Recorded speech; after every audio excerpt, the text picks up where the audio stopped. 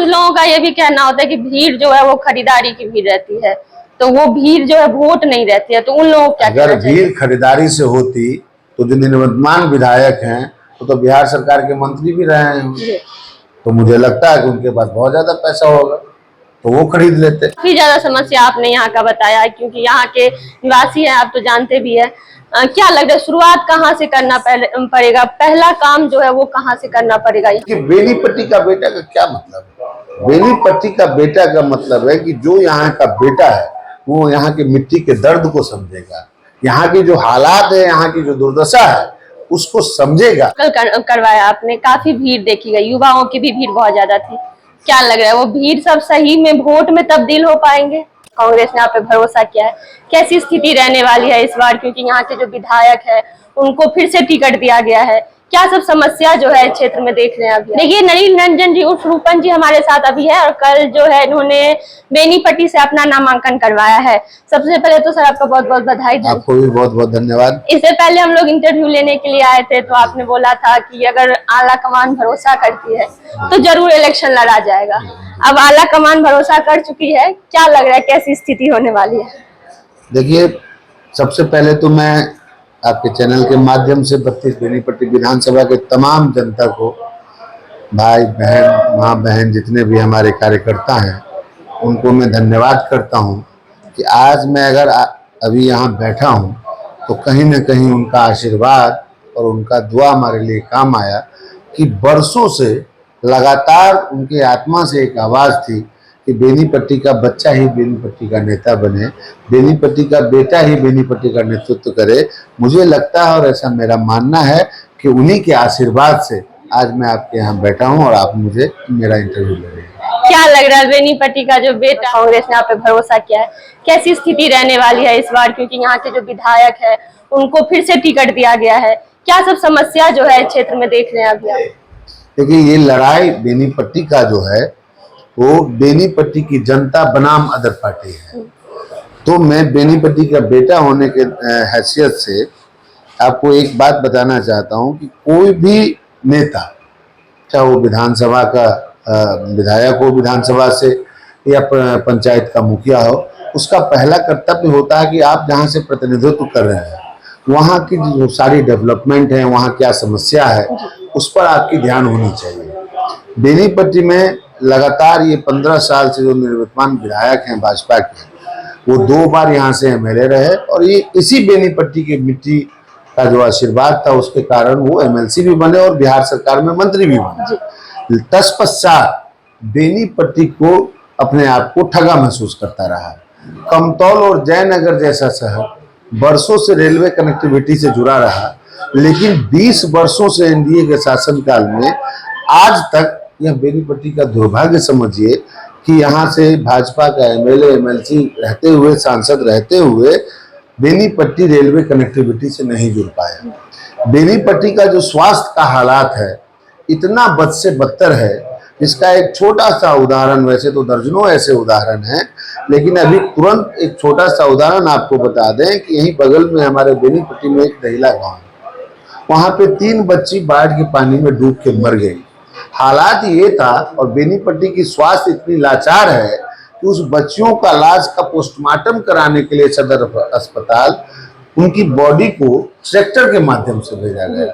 एक कहने में भी शर्म आता है कि हम बेनीपट्टी में ऐसा प्रतिनिधित्व वाले को चुने हुए हैं। बेनीपट्टी में सड़क और नाला का यह स्थिति है कि अगर 2 बूंद बारिश हो जाए यहाँ पर तो आप पांव पैदल बेनीपट्टी बाजार में नहीं घूम सकते हैं।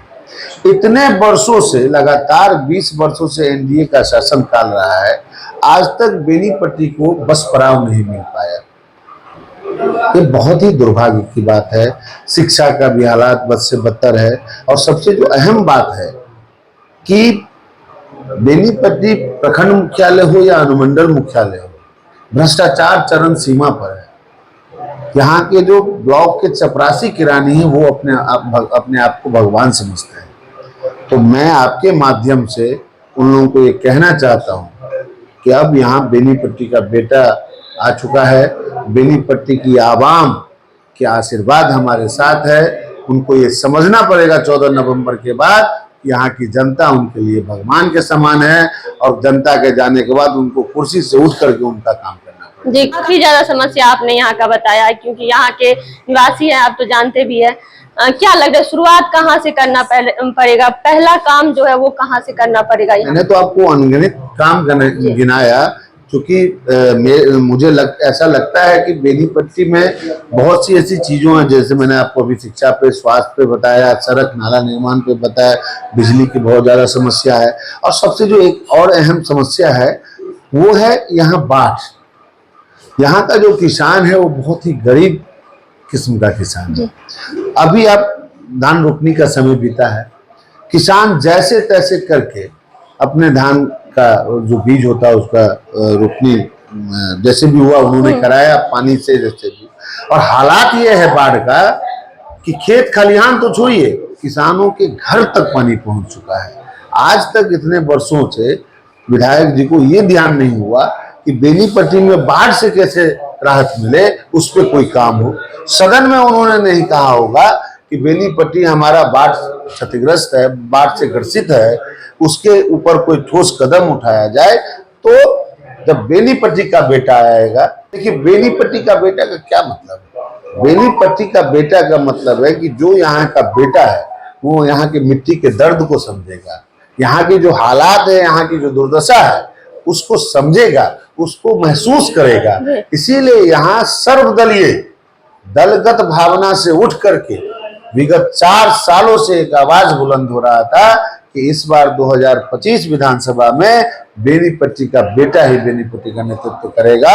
और मुझे लगता है कि उन सबों के आशीर्वाद से इस बार बेनीपट्टी का बेटा यहाँ से नेतृत्व करेगा। और आने वाला कल में मैं आपके चैनल के माध्यम से उन लोगों को आश्वस्त करता हूँ और उन लोगों के सामने सर झुका के ये निवेदन करता हूँ और ये वचन देता हूँ कि जिस तरह से उन्होंने बेनीपट्टी के बेटा के लिए आवाज बुलंद किया है, ये बेनीपट्टी का बेटा सदैव 24 घंटा उनके लिए तत्पर रहेगा, उनके लिए सेवा में जुटा रहेगा। और बेनीपट्टी विकास कैसे करे, आगे कैसे बढ़े, बिहार के मानचित्र पे बेनीपट्टी आगे कैसे आए, उसके लिए काम करेगा। नामांकन करवाया आपने, काफी भीड़ देखी गई, युवाओं की भी भीड़ बहुत ज्यादा थी। क्या लग रहा है, वो भीड़ सब सही में वोट में तब्दील हो पाएंगे? देखिए, ये तो जो कल का नामांकन था मेरा, उसमें युवाओं की जो भागीदारी थी, महिलाओं की जो भागीदारी थी, उससे ही डिसीजन हो जाता है, निर्णय हो जाता है कि आने वाला कल में 11 नवंबर को क्या होने वाला है। ये तादाद बेनीपट्टी के आत्मा से निकले हुए आवाज की। तो कुछ लोगों का ये भी कहना होता है कि भीड़ जो है वो खरीदारी की भीड़ रहती है, तो वो भीड़ जो है वोट नहीं रहती है, तो उन लोगों को क्या? अगर भीड़ खरीदारी से होती तो जो निवर्तमान विधायक हैं वो तो बिहार सरकार के मंत्री भी रहे हैं, तो मुझे लगता है कि उनके पास बहुत ज्यादा पैसा होगा तो वो खरीद लेते। मैं इस बातों को नहीं मानता हूं। अगर आप इसको कोई दिल से नहीं मानता है तो आप उनके सामने लाखों रुपए रख दे, वो बेकार है।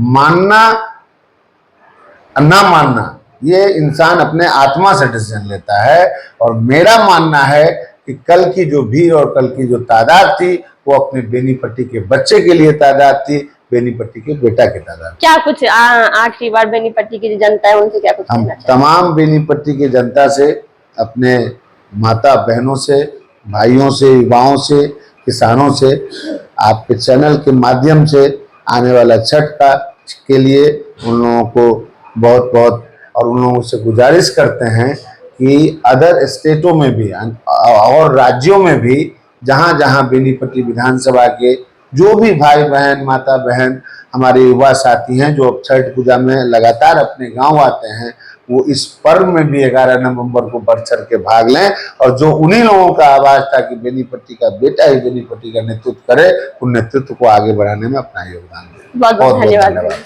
तो देखिए, रूपन जी हमारे साथ थे और कांग्रेस ने तो इन पे इस बार भरोसा जताई है। अब देखना ये है कि बेनीपट्टी की जनता जो है वो कितना भरोसा जताती है। फिलहाल के लिए इतना ही, मिलेंगे किसी और वीडियो में, तब तक के लिए बने रहिए हमारे साथ और देखते रहिए स्वर लोकल। धन्यवाद।